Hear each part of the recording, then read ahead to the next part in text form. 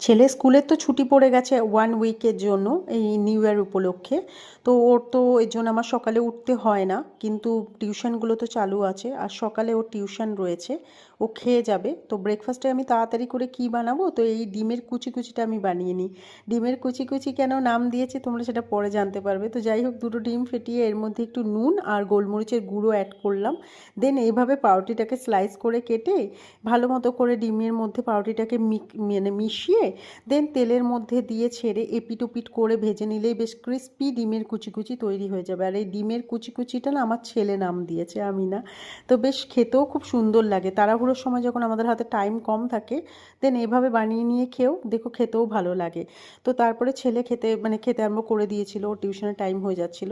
আর আমি এদিকে চলে এসেছিলাম আমার ব্যালকনিটাকে পরিষ্কার করতে। প্রতিদিনই আমি পরিষ্কার করি, ঝাড় দিয়ে নেওয়ার পর মুছলে না অতটা প্রবলেম হয় না। আর রাস্তার পাড়ে বাড়ি যেহেতু, তাই সব সময় একটু ধুলো থাকেই। আমি এত পরিষ্কার করে রাখি, তারপরেও ধুলো তো জমেই, সারা রাতের পর তো আবার ধুলো জমবেই। আর আমি একটু এমনিই পিতপিতে আছি, আমি সারাদিনই ঘরদোর পরিষ্কার করার মধ্যে দিয়েই যায়। তো ভালো মতো করে পরিষ্কার করে দিয়েছি, আর ছেলেও চলে গিয়েছিল টিউশনে। দেন আমি তারপরে তাড়াতাড়ি করে চলে এসেছিলাম জামা কাপড়গুলো কাচার জন্য, কারণ শীতের সময় তো জানোই রোদ একদম কম থাকে। রোদের তাপমাত্রাটাও এতটা কম থাকে না যে সব কিছু শুকোতে শুকোতে খুব টাইম লেগে যায়। তো এই জন্য ভারী ভারী জিনিসগুলো আগে আমার কেচে দেওয়ার পরিকল্পনা থাকে প্রতিদিন সকালে উঠে। আর আমি রেগুলার কাচি না, দুদিন অন্তর অন্তর কাচি, কারণ রেগুলার কাচলে আর দেখতে হবে না, একেই এত ঠান্ডা জল, পাগলা হয়ে যায়। দেন তারপরে আমি বসে পড়েছিলাম ব্রেকফাস্ট করতে, ফ্রেশ হয়ে চলে এসেছিলাম।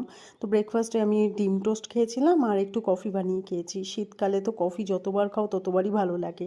আর এই বেকারি কেকটা আজকে আবার হাজব্যান্ড নিয়ে এসেছিলো। আমি যেহেতু বেকারি কেক খেতে খুব ভালোবাসি, তাই ও মাঝে সাঝেই আমার জন্য এরকম বেকারি কেক নিয়ে আসে। আর ক্রিসমাস চলে এলেই না এই কেক খেতে খুব ভালো লাগে।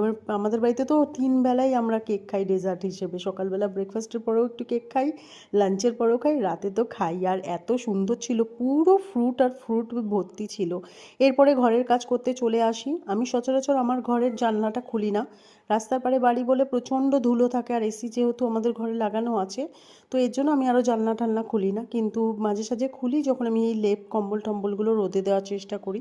দেন তারপরে আমার একটা পার্সেল আসে। আমি মিন্ত্রা থেকে একটা কাজল অর্ডার করেছিলাম, যেটা 2 in 1 ছিল। পেছনটা দিয়েই কাজলটাকে সেটও করা যায়, এই ব্রাশের সাহায্যে। আর আই লাইনারটা তো খুব সুন্দর ছিল, ব্রাউন কালারের ছিল, এটা ভালো লেগেছে। আর তারপরে আমি আজকে লাঞ্চে বানিয়েছিলাম চিকেনের একটা প্রিপারেশন, যেটা তোমরা নেক্সট ভিডিওতে দেখতে পারবে ওটা কী করে বানিয়েছিলাম।